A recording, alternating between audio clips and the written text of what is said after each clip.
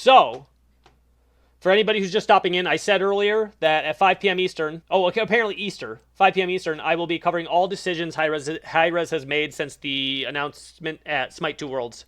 The good decisions, the bad decisions, and people's perception of those decisions with facts analytics to back up the results. So like somebody just asked, why does it matter to debate this? Because time will tell who is right. Because misinformation gets thrown around. A lot of times people are arguing in nuance. They're using words wrong. And when the perception of a game's success actually has an impact on its success, it's important to make sure everything is clear. So if this video helps people understand why the decisions were made the way they were, and then you'll also get my opinion on whether it was a good decision or a bad decision, but at least it'll summarize all the decisions that were made this year, because we constantly have people come into the stream, we constantly have people come into Twitter, Reddit, Discord, wherever, and talk about all of these decisions are bad. I got told today that Smite 1 is objectively better than Smite 2, and every decision that Hi-Rez has made this year has been a bad decision, business-wise, for Smite's future. And by Smite, I mean Smite 2. Well, when I talk about that, we're going to basically lump Smite 1 and Smite 2 together. So, at the beginning of this year, I was at Worlds, and we experienced this. The announcement of Smite 2, which at Worlds, everybody was hyped about. Everybody. And I remember I was sitting there with Sam, and I was a little bit worried because, which has actually kind of came to fruition now. I was kind of worried. He's like, why are you worried? I'm like, I don't know, man. Like, what if Smite 1 doesn't do well? What if Smite 2 doesn't do well? How does that affect what we're going to do? And obviously, my concerns then are actually holding true now, right? Like, there was some of this year where some of the content creators struggled throughout the year, and we're going to cover that in the rest of this video. I won't go on a big monologue right here. But this was the announcement. There is a stark comparison to the difference in the reception from the people that were at Worlds compared to the people that were online. When Smite 2 got announced, and I'm talking about all facets of everything about even the controversies, everybody at the event was like, this is great. These are good changes. And the majority of people that weren't okay with it were almost unanimously online. And I thought that was an interesting comparison to draw, because like when you were there and you got to talk to the people and you heard what was going to change and you heard why, you got all the information, you were like, yeah, that makes sense, right? But the sentiment online was like, why, right? A lot of the questions were like, why? Where are the skins going? That's going to be like one of the first things we're covering. So the announcement of Smite 2 is the first decision, and that's where we're starting this video. Okay, the launch, everyone at here was hyped. I knew it was the end of Smite 1 in this moment. I was standing in the lobby up here. I was listening to Dolson tell this speech, or have this thing, and I was sitting there and I was reminiscing about all the things that how Smite has impacted my life. I'm now doing it for a living. When I first started playing it, I was doing it on the side while doing my management career. Before I even had kids, like in a different house, in a different apartment, right? I was playing this game. And this somehow turned into like what I'm doing for a living now. When I was watching him tell this speech, I was like, this is the end of Smite 1. There was no doubt in my mind. This was the end of Smite 1.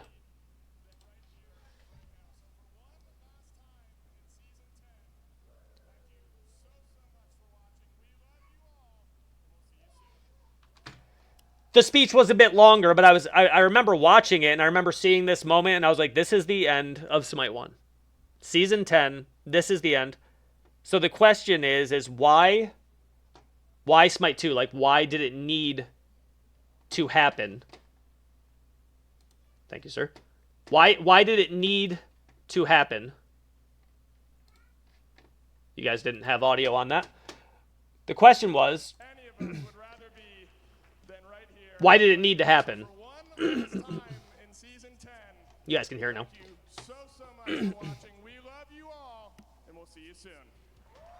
So yes, I was watching this, and it was just like I knew it was the end of Smite 1. So people would then ask, why Smite 2? Why? Why couldn't we have just continued to invest in Smite 1? Well, for those of you who don't know, Smite 1 was on Unreal Engine 3. Unlike Unreal Engine 4, which I'm fairly sure you can kind of just upgrade to Unreal Engine 5, you could not do 3 to 5. You could not do it without completely rebuilding the game. And it was getting to the point to where it was being harder and harder to find programmers who knew how to work with UE3, meaning that you're probably going to be paying them more. They're probably going to have a better negotiating tactic, right? Because there might be much fewer people who can work with UE3. And UE3 is going to limit Smite 1's ceiling of success. And we hit that ceiling about 5 years ago. We hit that ceiling. It's hard to reference some of these numbers here that I'm about to reference because COVID skews a lot of these numbers because a lot of people were at home. So some of these are skewed, but we're still going to use them. So this is like the mixer era, okay? So viewership's a little bit down because none of the SPL and none of the, nothing was on Twitch except for at the end of the year. But like if you look at going in, this is the pandemic, but then if you look at really, this is where we peaked, and this is what you're looking at right now is the statistics on viewership in the Twitch category. So between here and here, even on the bad months, we're talking 6,000 up to 8,000, maybe even 10,000 viewers on average per day. This isn't peaks. This isn't peak viewers. This is peak viewers.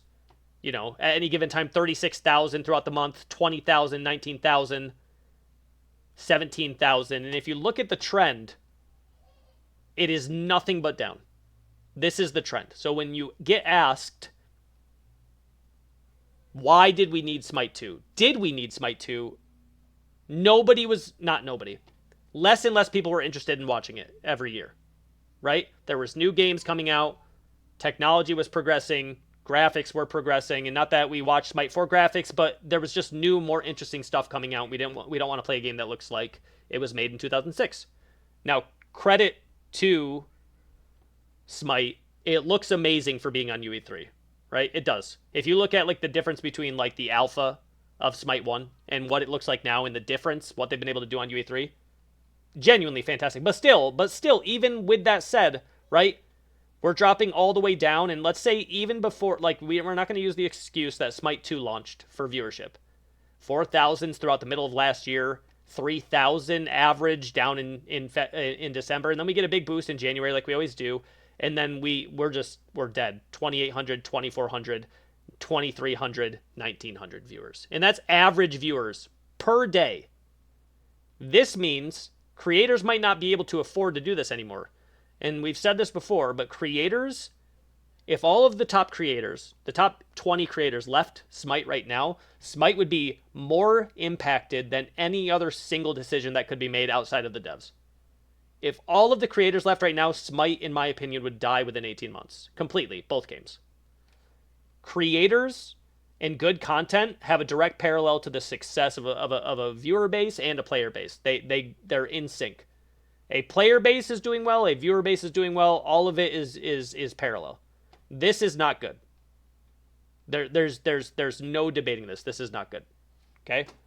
Then you go to the player base, right? We get big growth during the pandemic, and we're able to maintain those numbers even into 2021, 2022, right? And then if you look at a significant portion of the past, let's say 36 months or so, we consistently are dropping, and then we'll get a little bit of a boost in January because the new stuff comes out, so a lot of people are interested in the new stuff, and then it drops again, then goes back up. But if you look, we're not getting up to what we were the previous January, and we're falling lower towards December, right? Starting in January, 14K, drop down to 8. 12K, drop down to 8 again. 12K, drop down all the way down to 7. We're bleeding players, and I can't really give you accurate statistics on what the consoles look like. Consoles, I would guess, are usually like 2 to 6 times higher than this, so Smite's still in an okay place. But we clearly hit a ceiling, and there clearly needed to be a change made at some point. Now, Smite overall as a whole, this is a success. Maintaining a free-to-play game over this period of time with a consistent 6 to 15,000 average player base, that is an achievement on its own. Okay, so don't get that confused.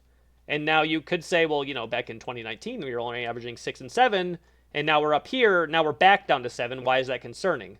Because people are leaving and aren't coming back. If we stayed at 6-7 down here, we stayed at 6-7 the entire time, that's where we hit. But considering we've been in the 15s, 14s, this is just proving that a lot of people are leaving the game.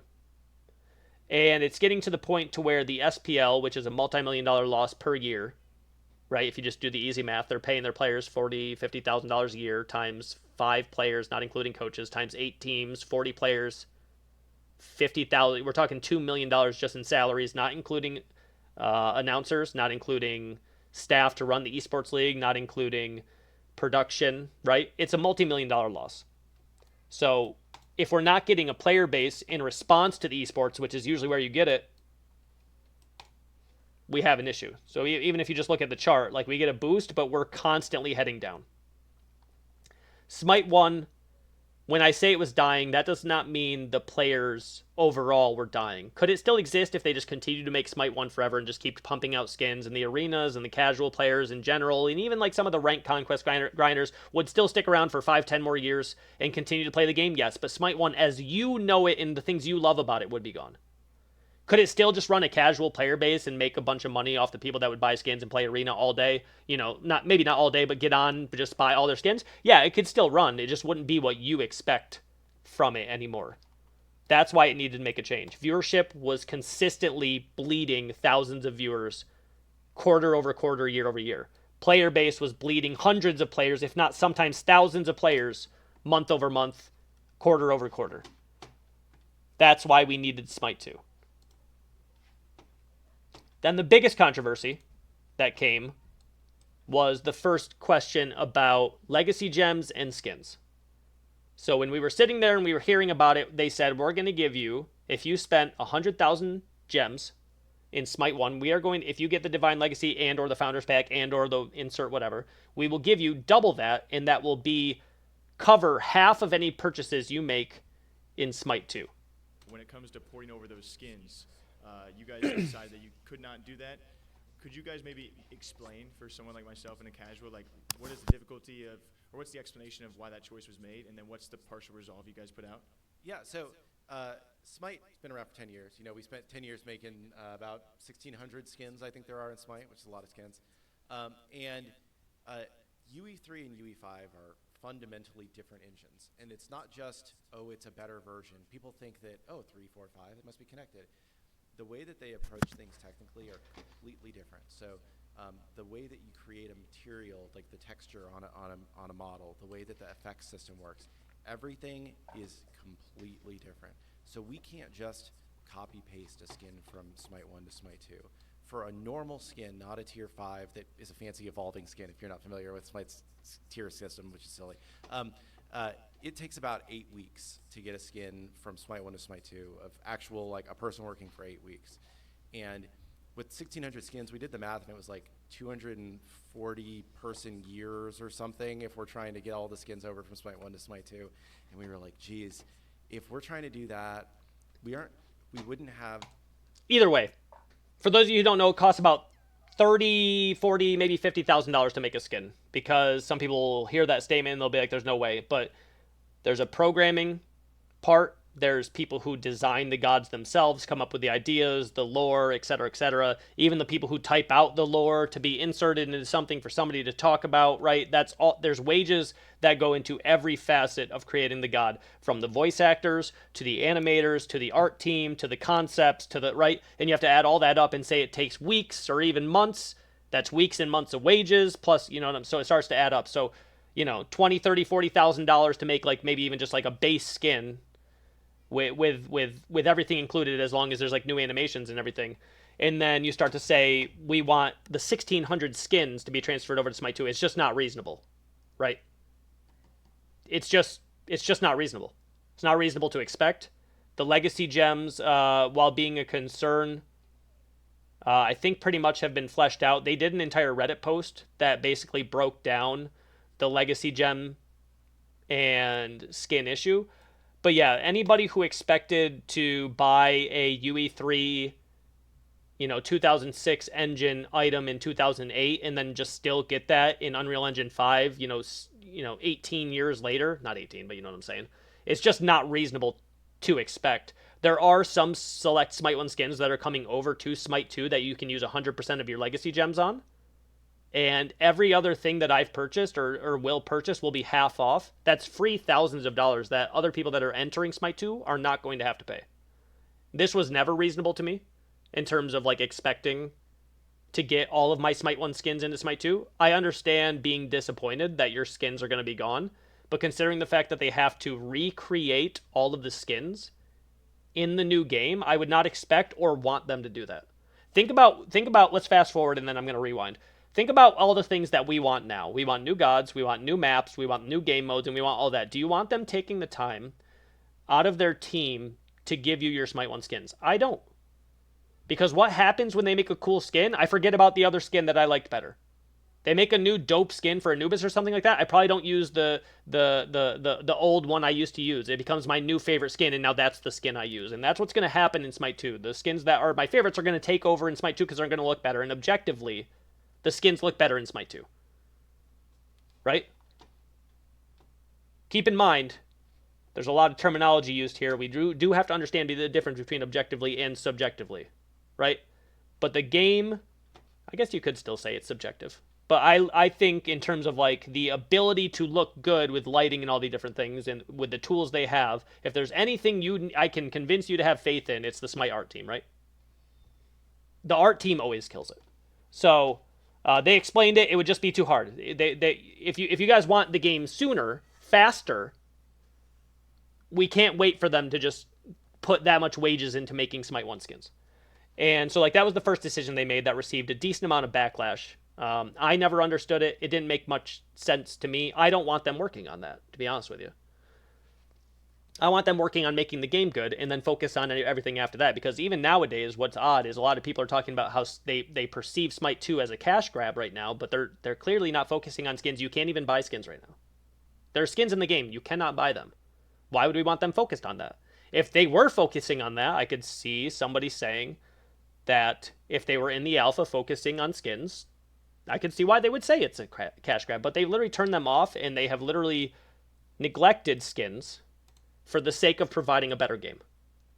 Seems reasonable to me. So then we have to start talking about, for a while there, it was possibly on Reddit, but there was people talking about the price of skins going into Smite 2. And again, they did an entire breakdown on Twitter, but I don't really need to do that because when you look at diamonds, which is the new currency, so you have diamonds, which are what gems used to be, and then you have your legacy gems. So they're like, the cost of skins have doubled. And I said, okay, well, if you look at Smite 1, you wanted to buy 8,000 gems, right? It would be $99. 8,000 gems, you could get like, whatever, a skin. So now that, like, let's say a skin was 1,600 gems. Well, now you can see that it's 1,600 diamonds and 1,600 legacy gems. So to you, the price has doubled. However, what people don't look at is, if I spend $99, I get 16,000 diamonds. So while maybe the cost of skins has increased based on the gem or diamond ratio, the amount you get per dollar has also doubled. And not to mention that, but you also get it half off had you spent any money in Smite 2. So this all is very reasonable to me, especially considering these are all cosmetic purchases that have nothing to do with your experience in the game. You do not have to buy this. Right? I think that's the overall important piece here, is that people will put too much stock on just the cosmetics. There's a period at the end of the sentence. I know it didn't seem like it, but there is. If you like a skin, buy it. If you don't. You don't have to, right? And then we move on to the first alpha here. The first alpha playtest weekend. I got to play it at Worlds. So they had been working on Smite 2, I think, pretty much the entire bulk of last year. So going back to why did they work on this, or why did we need it? They started working on it in 2023. So when you say what, a lot of people came in here and they would debate with me, and this is going to be one of the main points, is that they've messed up the timeline. The timeline they are choosing is not good. They have messed up the timeline entirely. Some people say they should have been doing it faster. Some people said they should have done it slower and maybe didn't even launch it until next year. But let me just reiterate, when you looked at those numbers were all on a severe downtrend.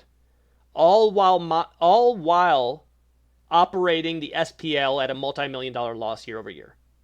If your esports scene is losing millions of dollars and it is not also giving you a higher player base, then it's not worth it. You can lose money in esports while also at the same time understanding that there's probably a return on that investment, because more people are going to be playing your game, because esports as well as content are directly translated to a thriving player base. If your scene has a good, thriving esports scene, it has a high player base. It's almost unanimous across all gaming, all different types of genres.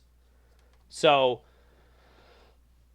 if they had been working on it all of last year, there is no better time to announce it than at Worlds. Why? Because it is the most attention on your product at any given moment. It is the most talked about. It is being talked about by IGN. There's media coming to your Worlds, right? It is the time where the most amount of eyes are on it. So if you want to talk about dollars spent, and then in comparison to how much that would cost in marketing, it makes the most sense to announce it at Worlds, knowing that you're not going to run an SPL season in 2024. And that's a separate thing we'll get to in a moment. So you're gonna get rid of the cost and the multi-million-dollar loss you're going to take in 2024. You're not going to continue to try and work on other titles. Instead, starting in 2023, you're going to work on Smite 2 throughout the entire year to give a product available for people to play test at Worlds, which I was able to play test with Sam Rexy and all the other creators at Worlds. We played it, felt fun, it felt new, but we could tell it was very early stages. By that time, they then worked on it to give everybody access to try it in spring. Now, have we run into some issues with maybe too many eyes being on the product at too early of a stage to give people the perception that it's not a game yet? Let's take what it looks like right now and give that to people in spring.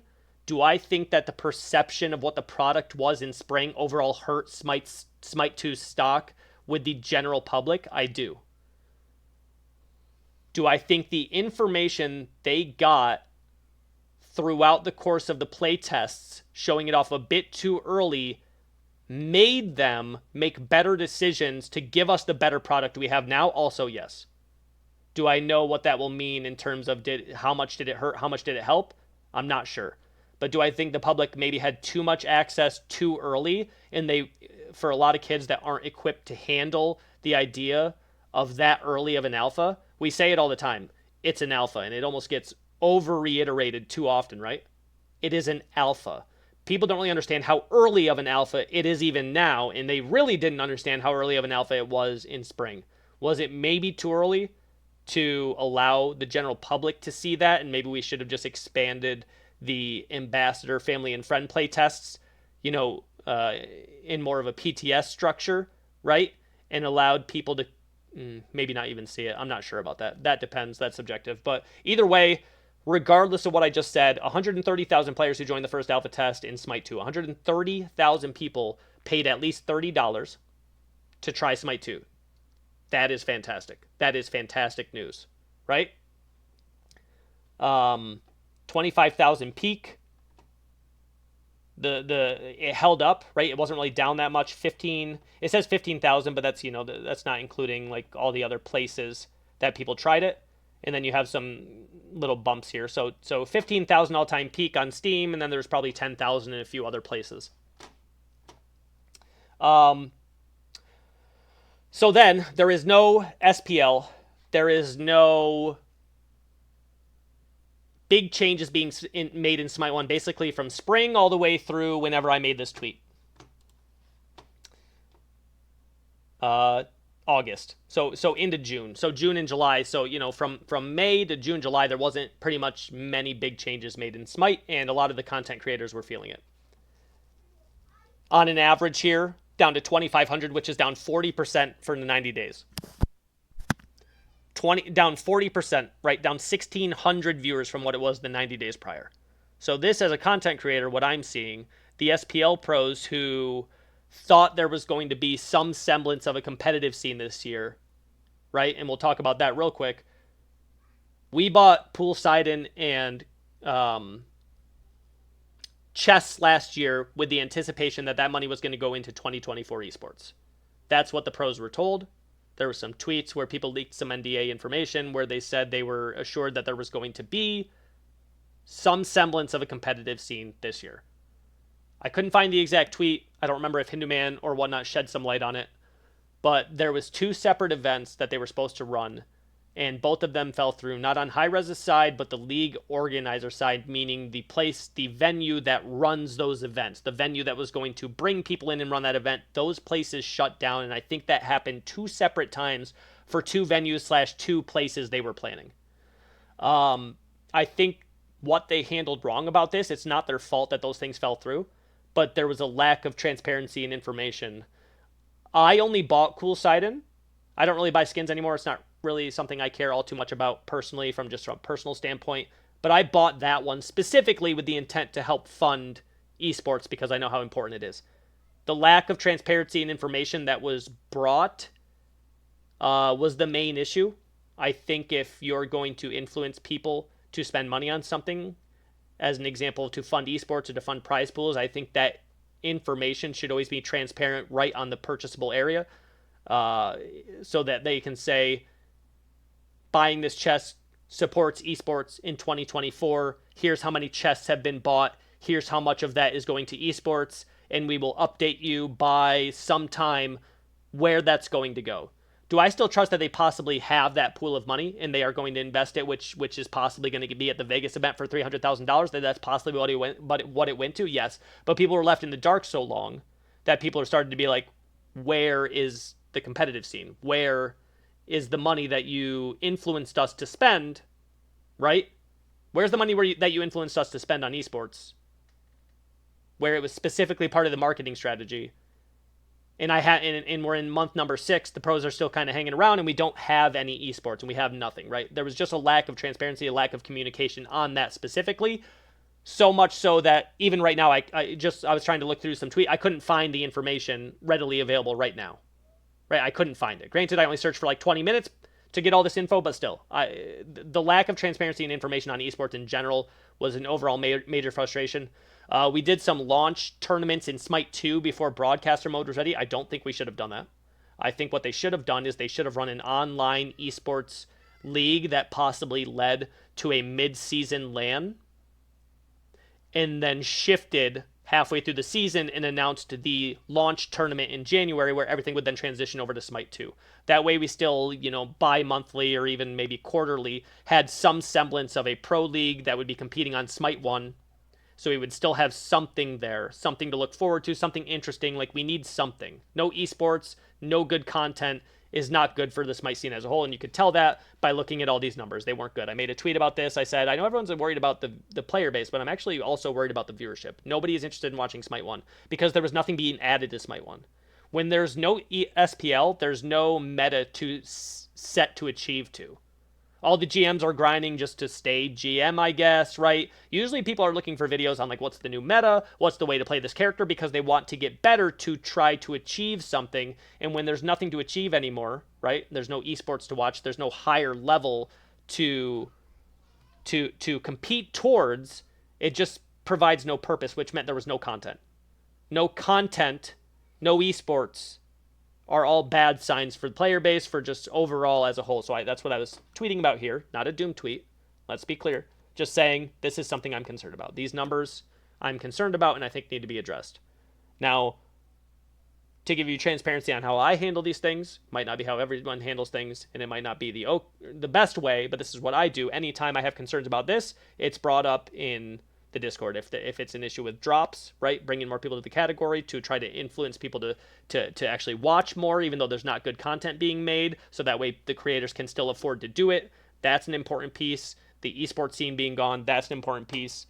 And then there was a lot of tweets, and I wasn't going to pull all of them up, but a lot of people were starting to be concerned that in June, Smite 2 clearly did not feel ready, and nothing was being done in Smite 1. So Smite 1's not getting any reasonably good content or anything new. And Smite 2 isn't ready yet, and everybody is suffering. Creators are suffering. Some top creators, including myself, I won't label myself in the top creators, but some top creators, ones who are well above me, were having their worst months ever. Right? Worst months ever. I hit some of my worst months since I started streaming 3 years ago. There was no content to be made, and that's been the main concern, and that's probably still the main concern going into the end of September right now. And then they listened, They came out with this banger. They reverted the 9.5 patch, which was very popular. I would say upwards of like 70 to 80% popularity with this decision, almost unanimously across the board. It revitalized Smite 1. And now what I would say about how important this was, now imagine if 9.5 revert happened and there was some SPL to watch with the 9.5 revert and you could see all these old strategies. Maybe you get rid of invaders. They could have done so many things in Smite 1 while still doing online tournaments. Not tournaments, but like an online SPL. No more salaries, just there's going to be a prize pool. If you guys want to compete in it, you can. Just something like that rather than the Smite 2 esports without the broadcaster mode ready. This could have been something that we looked forward to, 8 weeks from now. All right, well, we can watch, this tournament, and they're going to be competing on, the 9.5 revert. But either way, this saved Smite 1 for a while. This brought back a lot of good vibes. It was almost unanimous across the board with content creators and pros that this was a good change. Then, the biggest news, as we were getting into June, July, some of the playtests, they just weren't feeling good. Okay, like they just weren't. The game didn't feel good. The game didn't look good. Everything felt slow. A lot of people compared it to being in like a 0.9 all-around alt. Like everything just felt slow. Animations felt slow. There was almost just too much busyness on the map happening, like from like a visual standpoint. There were some audio concerns. There was DR changes and stuff that didn't feel good. There was a lot of item concerns that didn't feel good. It was just genuinely across the board. It was like, it feels like we're heading in the right direction, but not nearly fast enough. That was almost the overall sentiment. And then we got on a call, the ambassadors, the Monday before the rest of you guys got this information, and they announced basically they redid the entire game from the art standpoint, and they also announced the 24/7 launch, right? It was like the animations had been redone. The DR changes have been redone. They've added 40 new items to the store. They've added starter items back. They added relic changes with active changes. They literally took all the feedback they got in those concerns, some being a little more on the Doom side. And let me explain right here the difference between a Doom post and a non-Doom post. A Doom post is saying Smite is going to die because insert whatever reason I don't like that high-res is making. That's a Doom post. It doesn't help anybody. It sets a negative perception for the people, right? That's a Doom post. It's vague and it's just negative, and it doesn't lead towards any change that helps us make Smite 2 a better game. As another example, Incon going on lately and just saying there's too many bugs in this recent patch. That's not okay. That's not what you should come to expect having paid for this product. That is not a Doom post. Okay, let's just understand the difference. Giving criticisms or being frustrated is not a Doom post. Doom post would mean it's doomed, right? Them getting online and just coming in here and saying, high res sucks. They're making awful decisions. This timeline sucks. That is Doom posting. You getting on and saying, I'm concerned about the viewership. I'm concerned that we're not getting stuff done fast enough. I'm concerned that Smite 1 doesn't have any new content and Smite 2 isn't ready. And there's nothing for us to do. And there's nobody that wants to watch this. And that means creators might leave, which means viewers might leave. And sometimes that means between the both of them, groups will never come back, and that's not good for Smite. That is not Doom posting. That is legitimate, right? But they came out with this banger, and this had everything in it. This changed the game. This changed Smite 2's feel, like its perception, everything about it. Everybody that played it was like, this feels 1,000 times better, right? They announced that they were going to be on a schedule of 3 gods every 2 weeks, which is 2 gods every 3 weeks, right? Now, the issue we've ran into, we had that first launch, and it was solid. And as you can see, we've started to hit somewhat of a downtrend. Now, in this downtrend, which is to be expected, in this downtrend, we've then leveled off around 2,500 to about 3,000 a day. 2,600 right now. Let's refresh it. 2,800 right now. On a Saturday? It's not too bad. Is it a little bit less than I would hope for? Yes. I would hope we would be a tad bit higher, considering Smite right now is probably in the 6 or 7. But considering that we are maintaining half, considering we are maintaining around half of Smite, and Smite has not recovered, but both haven't decreased, that's overall good. And what I mean by both haven't left is if you look at Smite 1, we were averaging, let's go 3 months. You can see where we were averaging 10,000 a day, 12,000 a day, 11,000 a day, et cetera, et cetera. You have a big downtrend right here, and it hasn't gone back down. Okay? Meaning that people are still playing Smite or Smite 2, but they haven't left the genre of Smite and Smite 2 completely. It just looks like if you added the 3,000 to the 10,000, we would be back up here. Okay? But it also means that Smite hasn't grown yet. And it hasn't grown mostly because it lacks the gods people are waiting for. It lacks multiple game modes because right now we have Rank Conquest, Conquest, and Arena. However, this is what we asked for, right? In June, we said, we need gods, but the game doesn't feel good right now, right? It just doesn't feel good. It's not fun. It doesn't look good, doesn't sound good, and all the things I mentioned prior. We asked for this. They could have gotten us a 12, 13 god pack, but that wouldn't have mattered if the game didn't feel good. This is what we asked for. So moving forward to September now, we are 3 weeks post-patch, right? We go through the launch here. Viewership, everything here, much better. On average, 3,100 viewers, right? 3,100 viewers. Hours broadcast is up, hours watched is up. Granted, all this is going to be up because it wasn't there before, but I'm just talking about in comparison to where Smite 2 was. Where Smite 1 was. Smite 1 is probably at like an average of 1,100, and it was at an average of 1,800 before Smite 2 came. So Smite 2 is still consistently averaging good viewership, right? And if you go to the category, right, this is all good too. 2.4, right? Would we like it to be higher? Yes. But how much content, it being at 2.4, here's the big thing though. Let me go to Smite. Outside of Inenu and a few other people that dabble still in Smite 1, every big streamer and creator is over on Smite 2. Every single one. That's good. That's important, right? Everybody is over here. That's important. Not that we're cheering for Smite 1 to fail. But if Smite 1's failing and Smite 2 is succeeding, that is an overall W for the future. So, everybody going over to Smite 2 is good. Now, over the past 3 weeks, this is what prompted me to make this video, is people talking about the business decisions that have been made, which kind of came into fruition from this video I posted, where we were talking about the decisions Hi-Rez has made, because in the past 3 weeks, people have said after this most recent patch that it wasn't enough, right? We got Amaterasu and Nuwa, and there's been some concerns about the gods that have came out. And now they have reasoning for why those gods were chosen. As an example, when I first heard about Nuwa and Ama, I'm not like, that's exciting. Not to discredit Hi-Rez and not to be pessimistic, but I don't think anybody really gets excited for Nuwa and Ama. But come to find out, Nuwa is the most played god in the game at all.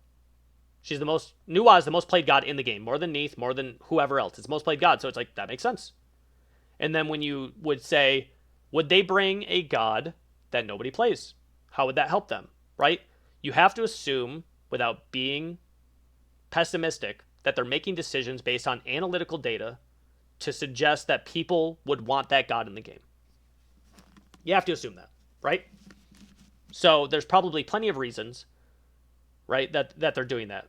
Maybe right now, Baron Samedi is being played a whole bunch on Smite 1. Maybe if they think they bring that character over to Smite 2 right now, a lot of people are like, oh, I'm going to go try him in Smite. I'm sure there's plenty of reasons that they choose.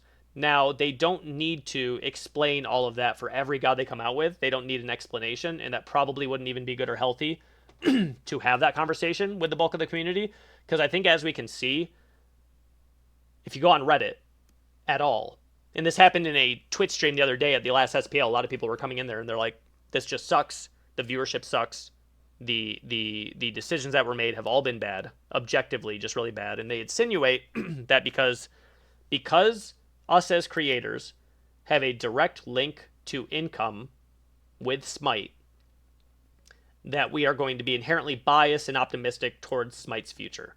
And while it's true, I am biased, it's not because I need Smite to be successful. It's because I talk to the devs and the ambassadors on a daily basis, and I see what's being done, and I can't always talk about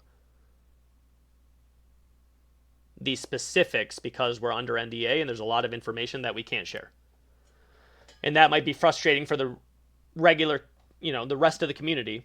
But when you guys bring a concern to me as an example, and I go in the ambassador Discord and I'm like, I've summarized all these concerns. We're concerned about X, Y, and Z. And Hi-Rez goes, one of the devs at 10 p.m., probably not even on the clock, is giving me, well, maybe they're salaried, but either way. But like they're talking to me at 10, 11, 12, 1 a.m., right? These people are working around the clock. And I understand we're separating the difference between people know that the devs are working hard, but they say Hi-Rez as a corporation, like the corporate part of Hi-Rez makes the bad decisions. And that's been said in some of these comments, which has kind of prompted me to make this video as an example, like, hey man, I love Smite, but let's be real with ourselves here. This game was and is a massive fumble in terms of an alpha product. For example, and this is a bad example, and I'm going to say it every time. For example, Deadlock does everything right when it comes to an alpha product. No forced pro scene. We're not forcing a pro scene. No monetization. There's practically no monetization. Free, constant updates, not showing anything off till a year plus development time. So Smite 2 has been in development for over a year. So that's first of all. Second of all, comparing Valve to Hi-Rez is not a fair comparison. They are very, very different companies in terms of size. They are very different companies in terms of revenue. They are very different companies in terms of reputation. Unfortunately for Hi-Rez, they don't have the best reputation with successful new launches past Smite. And that just is what it is. It's unfortunate, but it is what it is. And that perception will lead to a harder path to success for Smite 2. But you cannot compare Deadlock to Smite. They're not the same game. They're not even in the same genre, in my opinion. Deadlock is in its own genre. It's not fully a MOBA. It's not fully a hero shooter. It's somewhere between, but it's not competing with Smite. It doesn't even touch the console market. It's not a good example. I feel like Smite 2 was a necessity, and I'm grateful, but it being shown off and playable in states with little content patch cycles every 3 weeks is not great. So I do agree. Going 3 weeks at this stage has been pretty rough. After about 4 or 5 days of creating content fully every day, 8 hours, you kind of run out of things to do. And that's not good. And people get bored. And then people might move on. And since people's attention spans nowadays are getting to the point to where if they move on, they might not come back. That is something concerning. And it's something a lot of the creators have said. Pretty much unanimously amongst all creators, including Weekend Incon all the way to Fine OK. So we're talking maybe some of the more critical side to maybe some of the more optimistic side. You have pretty much everybody saying the game feels good. There's just not enough content yet. The game feels good. There's not enough gods. The game feels good. We need new metas. The game feels good. But overall, the game feels good. That's almost unanimous across the board. They just say we need more. And we need more faster. And there is some information on getting stuff out faster that we've been privy to recently. That is exciting. Again, I'm just not allowed to say what that is. However, I do think once they're able to say it, you'll be like, great, this sounds good. And that's what I think people forget. They have like amnesia when it comes to Hi-Rez. We're like, not enough being done middle of the year. They're like 9.5 revert. We're like, great. We're like, Smite 2 doesn't feel good. They redo the entire fucking game.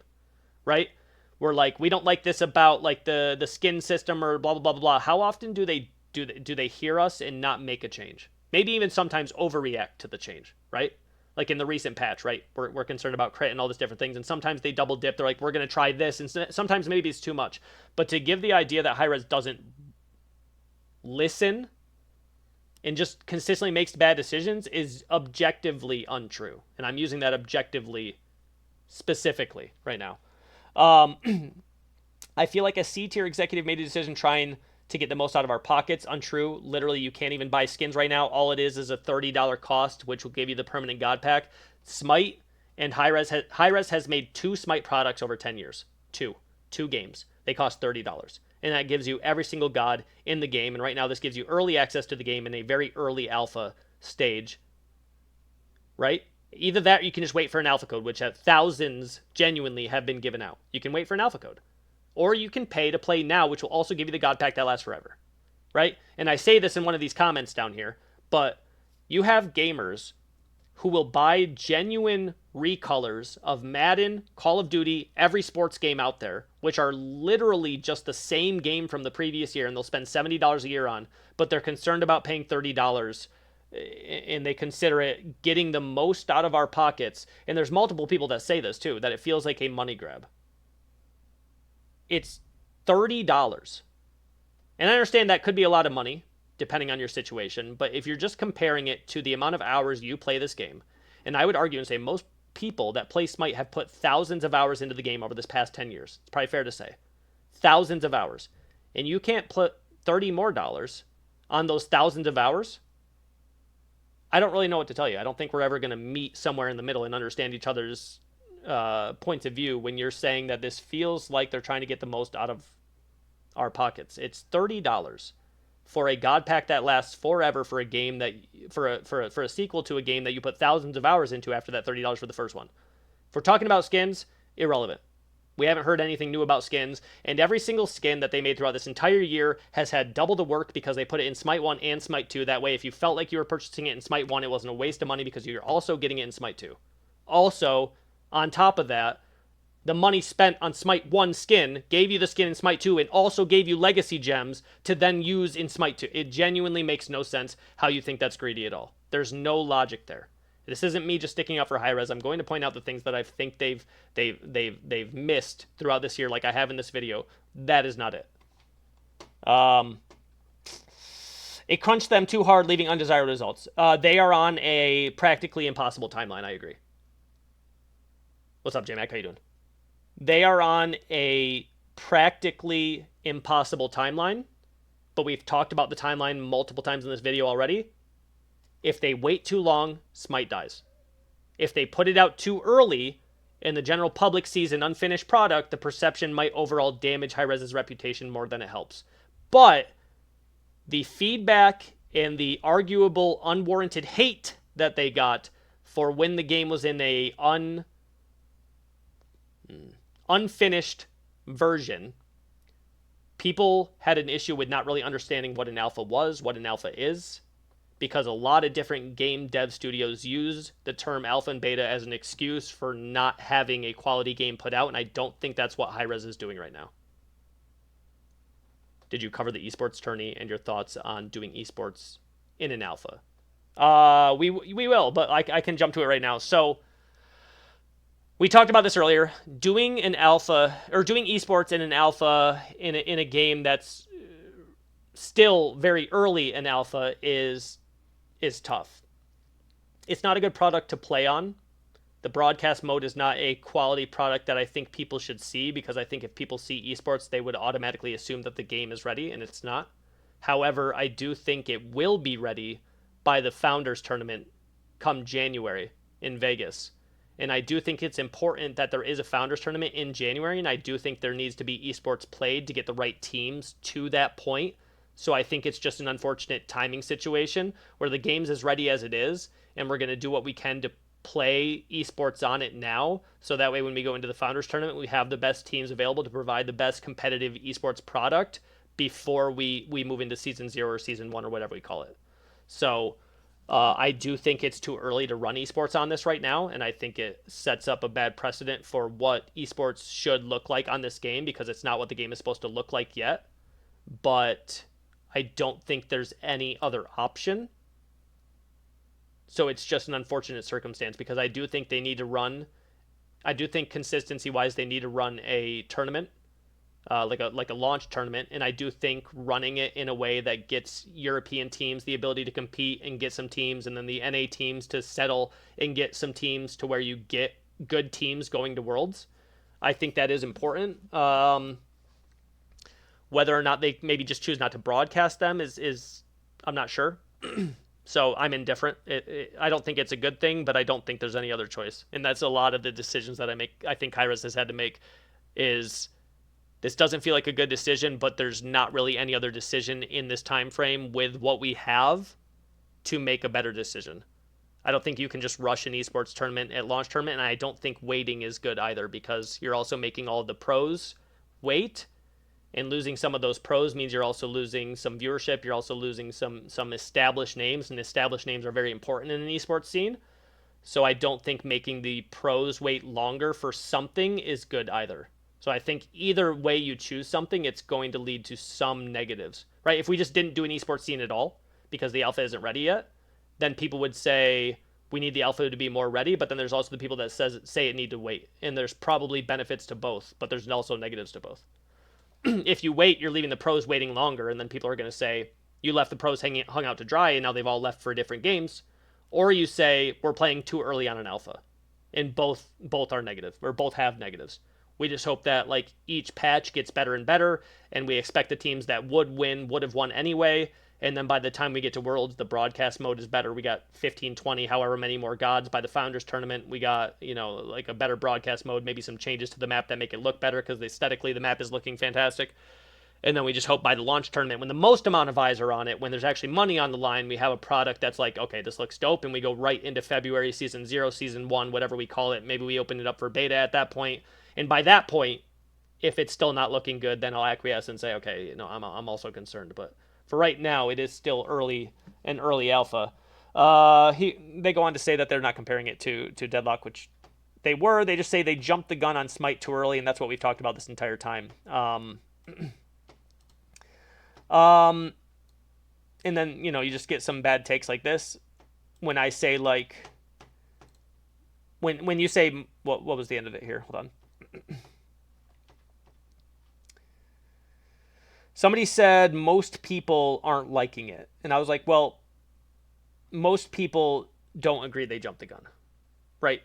Just because you are on Reddit and you are in a lot of different communities where people are saying this is bad, I'm in different communities where most people are saying it's good. They just don't think there's enough content out yet, right? That's the communities I'm in. So saying most people think this is bad is just not true. And it's just not a good sentiment to say. And then you'll get mentions like this where I have 7 casual friends who've played thousands of hours and we think the alpha is a cash grab where they jumped the gun. Okay, first of all, when you're saying that, I'm saying most people don't think that, and you say, well, me and my 7 friends all think that, that still doesn't mean most. Because when we're talking about most, you have to talk about everybody, not just you and your friends. First of all. Second of all, I just want to point out here, I have 7 casuals friends who have thousands of hours played. And again, I will just re-reference 2 games, 10 years, $30. You can't buy skins. Skins aren't even being made, and if they are, it's because they're in Smite 1, which means they're also in Smite 2, and you can't even buy them in Smite 2. That monetization point was turned off. So if you play the game for thousands of hours, as you're admitting here, 7 casual friends have played thousands of hours, and we think the alpha is a cash grab because you have to pay $30 one time over 10 or 2 times over 10 years to play a game that you've played for thousands of hours. I don't understand where the logic is. Where is it a cash grab? The issue with most people is they get on Reddit, they hear something that sounds like something that they agree with, and then they just reiterate it to everybody. And that's the issue with negativity here. And it's why I don't go on Reddit, and it's why I don't care. When I said in the esports game the other day, when somebody's like, I'm concerned about all the people on Reddit not liking it, and I'm like, I don't mean this disrespectfully at all, but I couldn't care less about people on Reddit or what they say.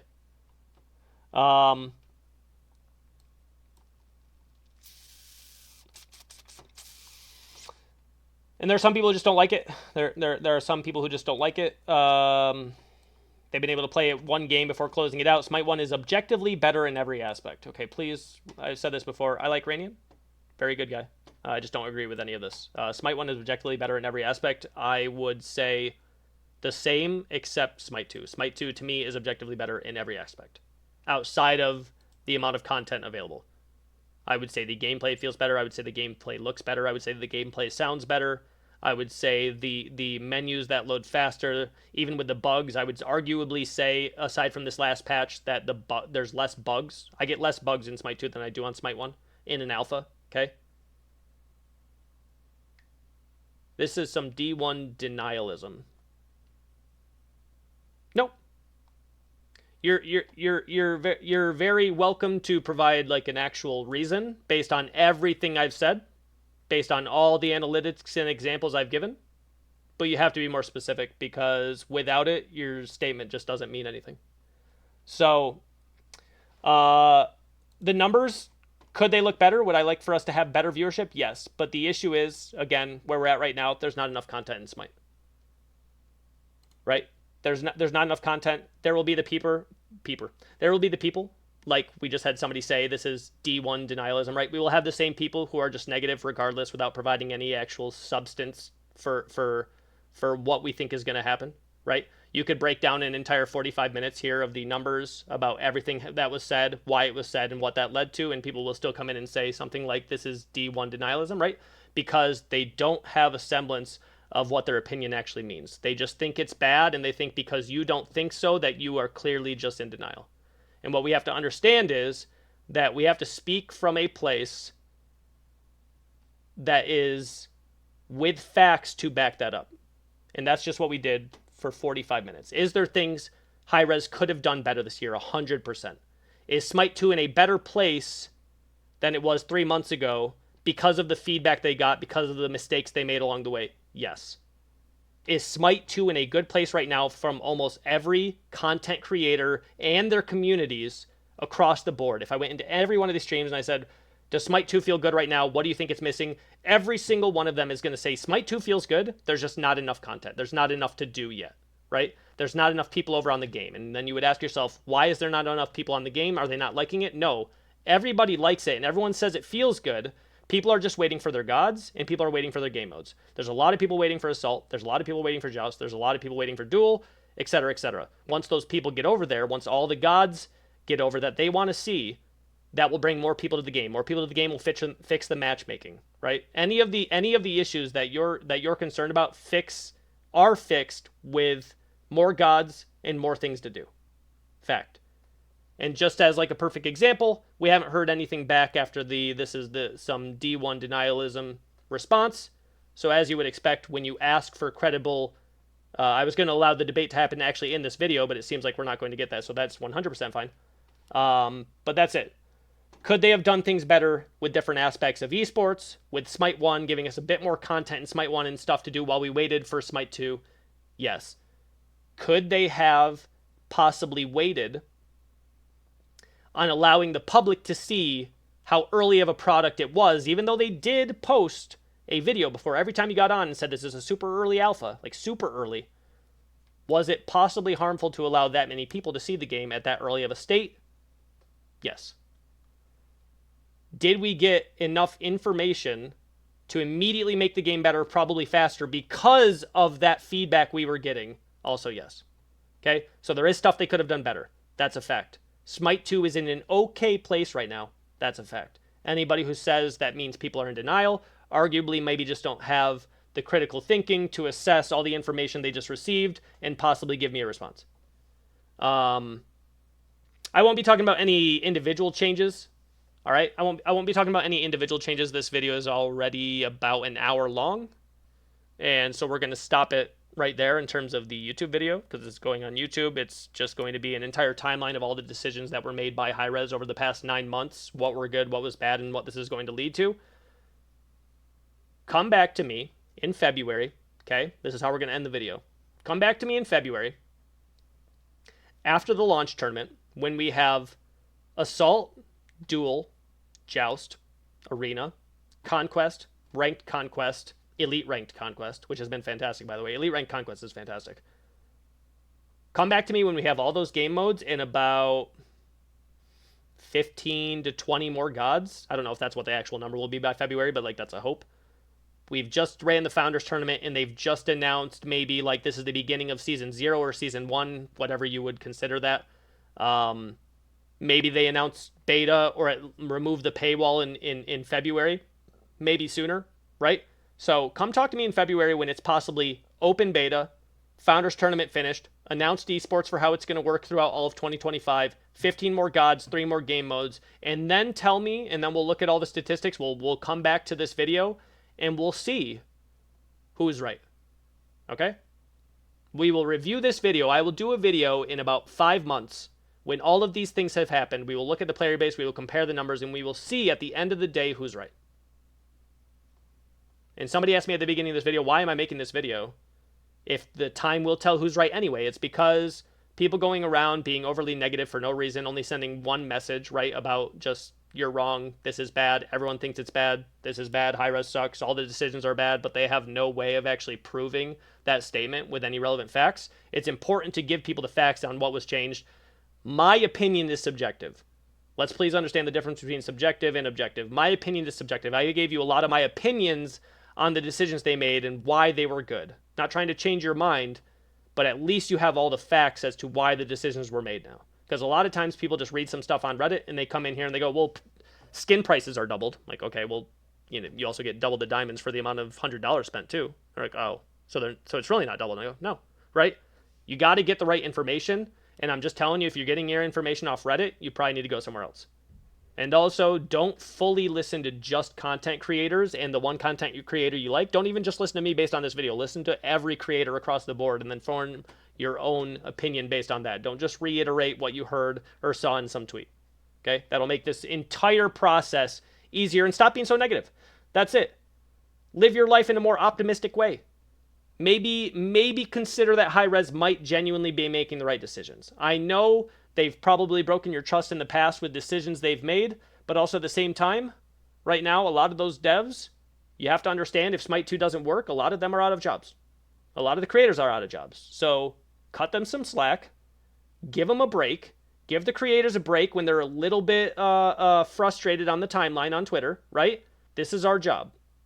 If it goes away, we got to figure out what we're going to do with our lives. So yes, sometimes the creators are going to go on and they're going to be a little bit like, I'm really not liking this. This doesn't feel good. Relax, right? Relax.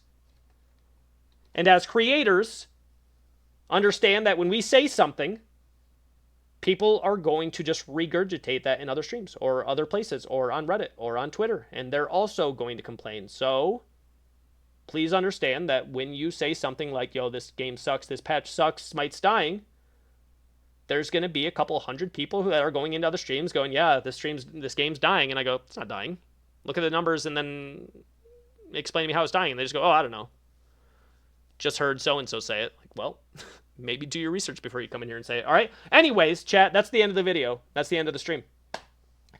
An hour of just me explaining X, Y, and Z to you.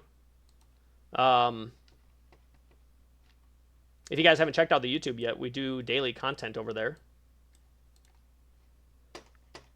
Subscribe to my YouTube. Nice takes. Appreciate you.